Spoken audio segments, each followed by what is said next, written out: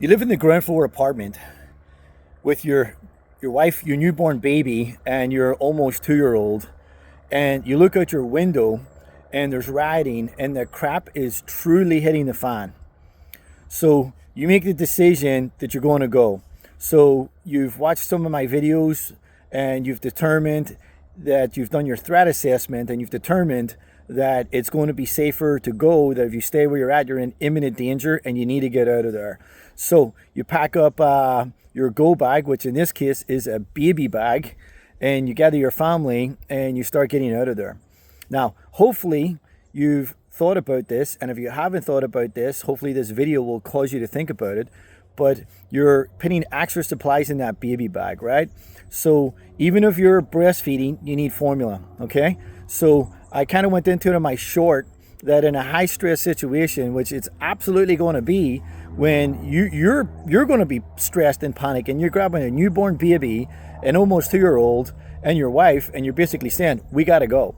We got to go. Your wife knows what's going on outside. She's starting to probably really get stressed out about just getting to the car and getting out of there. And by the way, maybe that's not the right plan. Maybe the plan is to leave your car and just walk out of there. That's something that you need to go through as part of your threat assessment, and hopefully I will be able to help you with that in a later video. But that might be the situation, right? Which may add even more stress to your wife, that now we got to put these kids in their little buggies and strollers and walk them out of there with everything that's going on. So you've made that decision, you're packing up, you're going. Now what's happening is there's an adrenaline and a cortisol dump taking place. Now, I'm going to have a video that's going to help you interdict that physiological response that's happening to your nervous system, right? So, but this is what's going on. Now, the issue is that it's one thing for you to get the adrenaline and get worked up and be mission focused, because for a lot of people, that's exactly what happens, is they get mission focused. But for your wife, what's actually happening is her ability to produce milk is getting shut down. And in addition to that, whenever the adrenaline and cortisol is dumped, what it's doing is it's blocking the oxytocin, the happy hormone or the love hormone, whatever you want to put it. And now that production and also milk release is being stopped. It's being inhibited because the muscles in her body are tensing. So the skeletal muscles in her body are tensing. So the smooth muscles, which are part of, like, say, your finite skills, they're also the muscles in a lady's breast that massage the milk ducts to help with the milk production. So it's pushed down so that when the child lactates, it can actually get the milk. So this is also the same thing that's happening to your fine motor skills, is a lot of those smooth muscles are not working the way that they're supposed to be working. So a lot of things just don't feel the same. Your body is just not reacting the same because a lot of the skeletal muscles are taking over in those stronger responses, which is why you might grip something a little too tight, is your body is not processing the information properly. Why you might struggle to even grip something at all, because you're having fight, flight, freeze, one of those responses. So in that case, it would be the freeze, right? So you're grabbing up your wife and your kids, and you've made a decision to get out there. You've made the decision how you're going to get out of there. So what are some of the things that you can do to really help that? As crazy as it is, you've got to try to keep your wife from experiencing profound stress and anxiety. And I think one of the ways that you do that, probably the best way that you would do that, is to have a plan. To have a plan. So even though you're going through that high stress situation, which will last hopefully only moments before you're either in your car or you're on the road or you're doing what you're doing, you've walked the route, you've decided, hey, these are the safe ways to go, these are the safe routes to take, and you've also maybe traveled to the place where you ultimately are going to. You just don't have like a wee town or somewhere in mind, but you've also got the route and the plan to go there, and that you've actually been there. So that when you say this, your wife has been there and hopefully has this idyllic sort of perception of it.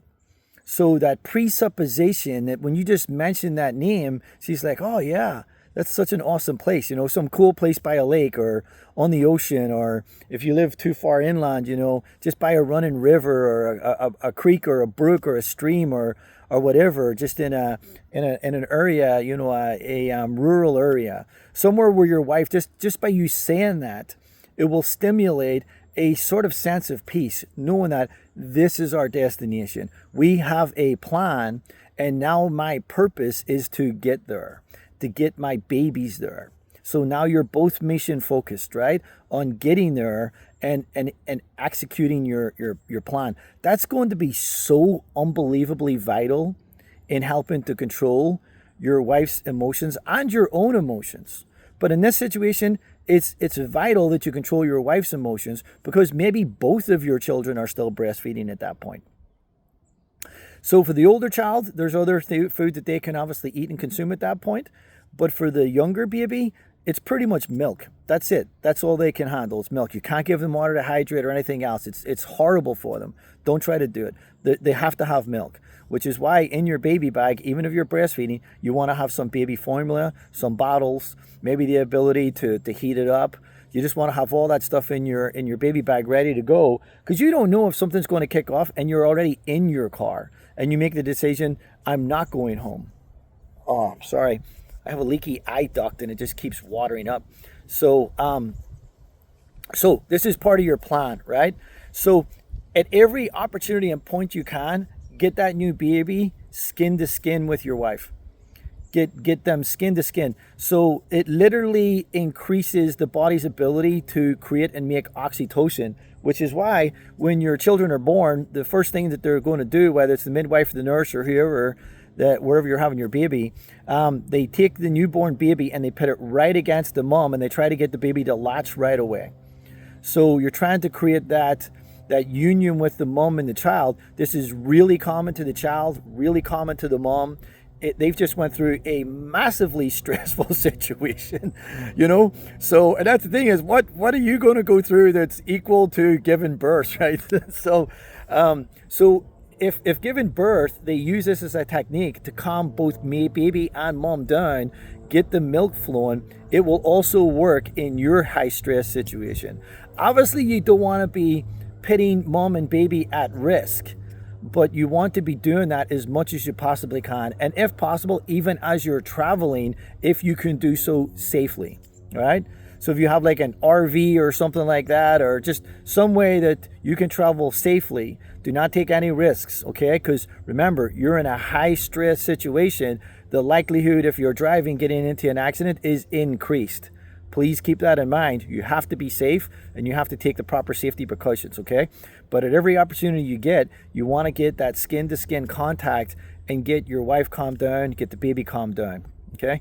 So having formula, traveling with other people, especially if you've got that almost 2-year-old, traveling with other people who have kids the same age, especially if another lady is also breastfeeding. Because if one of the two women end up having an issue through all the stress that their body is trying to process but not successfully being able to process it, so it's shutting down the milk flow, maybe the other lady could also be a wet nurse to your child. This is something really important. So you do not, this is why this bug out mentality, you get your bug out bag. It's a go bag. It's a go-to bag or get-to bag. You're not just getting your bug out bag where you're going to the woods or, you're not going to survive. It's just that simple. You're not going to survive. And even if somehow you manage to eke it out for a period of time, who wants to live like that? Where now there's going to be deep paranoia with every little crack in the woods. You're worrying that that's someone coming to hurt you. That's not a way to live. So don't plan to live like that. Plan to escape where you're going to a safe destination and hopefully with other people in similar circumstances. Little kids that young playing with other little kids, it's unbelievable how much peace that will bring them and how much of a distraction it will give them from what's going on with you guys. When I was in Ukraine, I had the privilege to be able to evacuate some families who were actively under bombardment, and the kids were having shell shock. Every time an incoming shell was coming in or a shell was going out, the kids were having a strong physical twitch in their bodies. And when I give them their little gift bag, Now all of a sudden they were so hyper focused on the little bag that they weren't, their body, their physiological response to the artillery was gone. No flinching whatsoever.